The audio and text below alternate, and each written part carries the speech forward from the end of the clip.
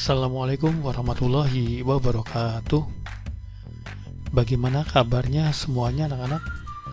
Semoga kalian semuanya sehat-sehat selalu dan tentunya selalu diberi semangat dalam pembelajaran ya. Pada hari ini kita akan belajar materi akuntansi lembaga pemerintah dengan kompetensi dasar 3.8, yaitu menganalisis transaksi yang terkait dengan akuntansi desa atau kelurahan, bagian ketiga. Baik anak-anak, mari kita langsung saja simak materinya ya. Dan tentunya kalian juga sudah ada persiapan ya untuk menyimak materinya.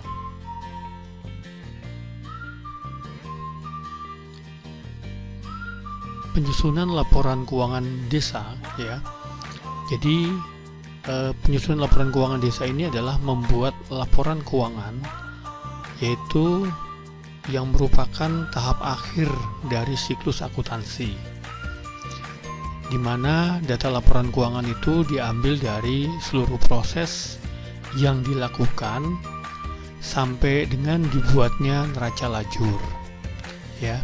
Jadi data yang diproses berdasarkan neraca lajur itulah yang akan digunakan sebagai dasar untuk penyusunan laporan keuangan.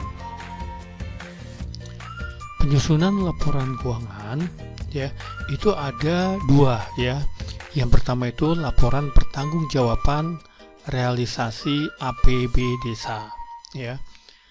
Laporan ini laporan yang menyajikan realisasi pendapatan, belanja, dan pembiayaan dari pemerintah desa dibandingkan dengan anggarannya, yaitu sesuai dengan APB desa atau juga APB desa perubahan untuk suatu tahun anggaran tertentu.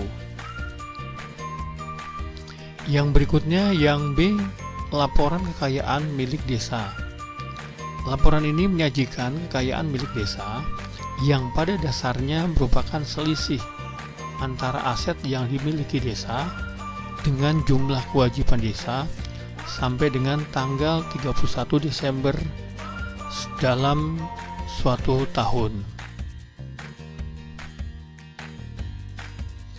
Berikutnya, APB desa pada dasarnya adalah rencana keuangan tahunan pemerintahan desa ya. Jadi APB desa itu terdiri dari yang pertama, pendapatan desa. Pendapatan desa meliputi semua penerimaan uang melalui rekening desa yang merupakan hak desa dalam satu tahun anggaran yang tidak perlu dibayar kembali oleh desa. Pendapatan desa diklasifikasikan menurut kelompok dan jenisnya ya. Lalu yang berikutnya, yang B, belanja desa ya.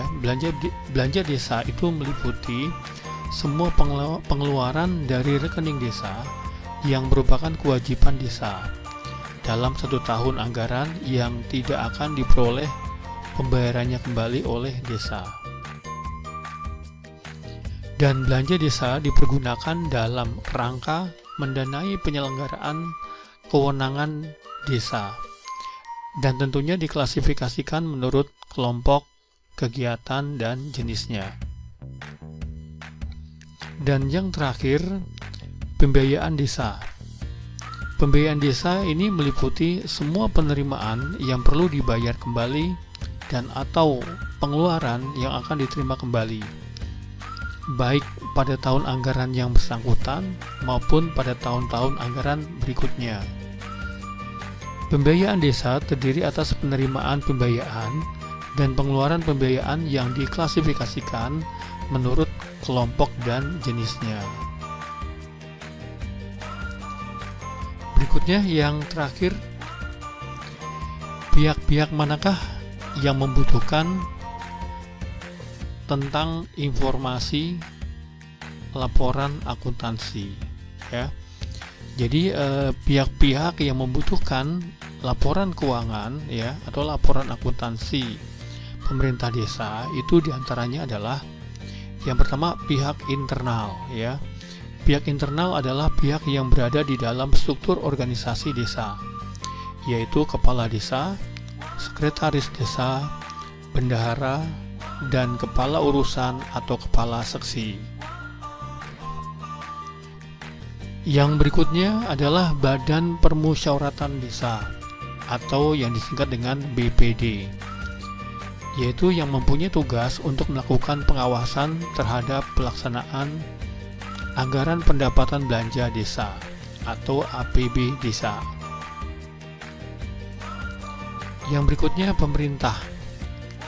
Pemerintah dalam hal ini baik pemerintah pusat maupun pemerintah provinsi dan pemerintah kabupaten kota mengingat ya bahwa anggaran desa berasal baik dari APBN dan APBD melalui transfer bagi hasil dan bantuan keuangan lainnya.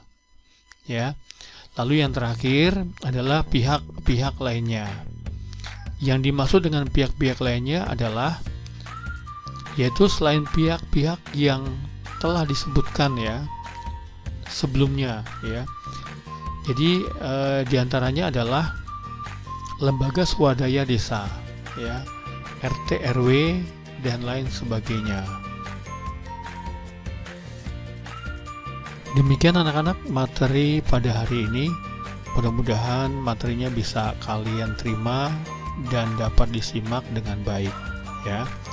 Tentunya harapan Bapak dan kita semua, semoga kita semua selalu sehat-sehat walafiat dan selalu diberikan semangat untuk belajar.